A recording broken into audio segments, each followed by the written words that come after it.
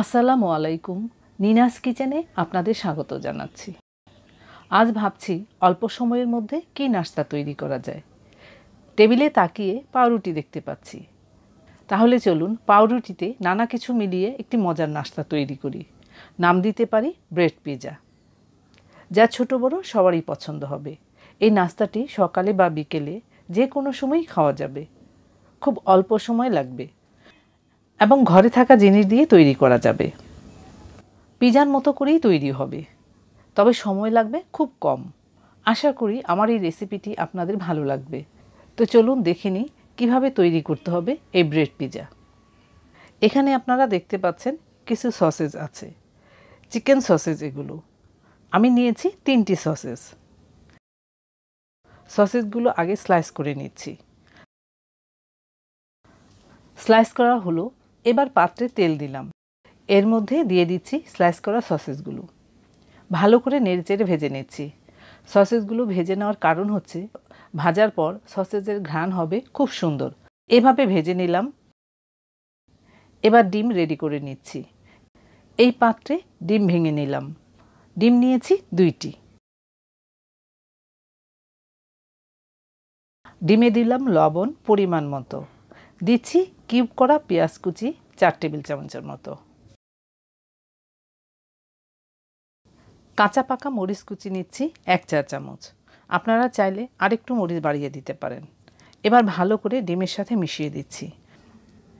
ডিমের মধ্যে যে পেঁয়াজ কাঁচামরিচ দিয়ে ফেটিয়ে নিয়েছি, তাতে ডিমের ঘ্রাণ হবে আরও সুন্দর। মোট কথা সব কিছু মিলিয়ে ঘ্রাণ হবে অপূর্ব। ডিম ফেটা হলো, রেখে দিলাম। আমি এইরকম স্লাইস করা পাউরুটি নিয়েছি। আপনারা চাইলে আরেকটু বড় স্লাইস করা পাউরুটিও নিতে পারেন। আমাদের হাতে সময় কম, তাই আমরা আজকাল যে কোনো কাজই খুব সহজভাবে করতে চাই। এর মধ্যে দিচ্ছি বাটার পরিমাণ মতো। বাটার অবশ্য ইচ্ছে মতোই দেওয়া ভালো। এবার দিচ্ছি সস। আমি নিয়েছি টমেটো চিলি সস, 1 টেবিল চামচ করে দিচ্ছি। এই সসটি আমার নিজের তৈরি। রুটিতে মেখে দিলাম। দিচ্ছি অল্প করে পেঁয়াজ কুচি। আবারও দিচ্ছি কাঁচামরিচ কুচি। দিচ্ছি চিলি ফ্লেক্স, তাও অল্প করে। শুকনো মরিচ হালকা ভেজে হাত দিয়ে গুঁড়ো করে নিয়েছি। দিলাম গ্রেট করা চিজ। এখন আর আমাদের কষ্ট করে চিজ গ্রেট করতে হয় না, চাইলেই হাতের কাছে পেয়ে যাচ্ছি গ্রেট করা চিজ। এবার আবার দিচ্ছি সেই ভেজে নেওয়া সসেজ দিচ্ছি ইচ্ছে মতো। পিৎজা তৈরি করতে আমাদের যে সময় লাগে তার থেকে অনেক সময় কম লাগবে এই ব্রেড পিৎজা তৈরি করতে। ইচ্ছে হলেই সাথে সাথেই তৈরি করে নেওয়া যায়। আবার দিচ্ছি চিজ, তাও ইচ্ছে মতো। এগুলোর কোনো মাপ নেই, আপনারা আপনাদের ইচ্ছে মতোই দিবেন। কেন বলছি, যত চিজ হবে খেতে ততই মজা হবে। এভাবে বাকিগুলো করে নিচ্ছি। এই ধাপ শেষ হলো। আমি মোজারেলা চিজ ব্যবহার করেছি এখানে। প্রথম ধাপে ব্রেড পিৎজা রেডি করে নিলাম। এবার এই পাত্রে অল্প করে তেল দিলাম। রেডি করা ব্রেড পিৎজা এর মধ্যে দিয়ে দিচ্ছি।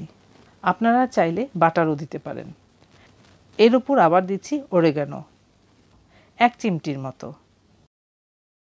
অরেগানো খেতে না চাইলে বাদ দিতে পারেন। চুলার আঁচ কমিয়ে রেখেছি। দিচ্ছি ফেটানো ডিম। চারিদিক ছড়িয়ে দিচ্ছি। এই ডিম বাইন্ডিংয়ের কাজ করবে, তাহলে আর চারপাশে সব কিছু ছড়িয়ে যাবে না। ডিমের কারণে একসাথে হয়ে থাকবে। চুলার আঁচ অল্প করে বাড়িয়ে দিলাম। ঢেকে দিচ্ছি 1 মিনিটের জন্য। চুলার আঁচ এমনভাবে বাড়াতে হবে যেন পুড়ে না যায় নিচেরটা, সেদিকে খেয়াল রাখতে হবে। আমাদের এবার উল্টে দিতে হবে। এভাবে নিচে আর উপরে হালকাভাবে ধরে উল্টে দিলাম। দেখুন ডিম দেওয়াতে বাইন্ডিংটা ঠিকমতো হয়েছে, উল্টানোও গেল ঠিকভাবে। একটু চেপে চেপে দিলাম, তাহলে ভেতরটা ভালোভাবে হবে। ঢেকে দিলাম আরও 1 মিনিটের জন্য। এই দিকটি হবে মুচমুচে, খেতে লাগবে অপূর্ব। চুলার আঁচ কমিয়ে আরও কিছুক্ষণ এভাবে রান্না করে নিতে হবে। ঘ্রাণ বের হচ্ছে, মনে হচ্ছে হয়ে গিয়েছে। আবারও উল্টে দিলাম। দেখুন একদিক হলো নরম, আরেক দিক হলো মুচমুচে। এবার নামিয়ে নিচ্ছি অত্যন্ত সুস্বাদু ব্রেড পিৎজা রেসিপি। 3 মিনিটের মতো লাগবে আমাদের নাস্তাটি তৈরি হতে। এবার আপনাদের দেখাচ্ছি কেমন হলো ব্রেড পিৎজা। পিৎজার রেসিপিটি আপনারা গরম গরম খাওয়ার চেষ্টা করবেন, তাহলে এক পাশ নরম তুলতুলে, আরেক পাশ হবে মুচমুচে। তবেই না আমরা বুঝতে পারবো এই ব্রেড পিৎজা কত টেস্টি, মুচমুচে আর নরম। আজই আপনারা তৈরি করে নিতে পারেন এই সুস্বাদু, টেস্টি, মজার এবং অপূর্ব ব্রেড পিৎজা রেসিপি। ধন্যবাদ সবাইকে আমার ভিডিওটি দেখার জন্য।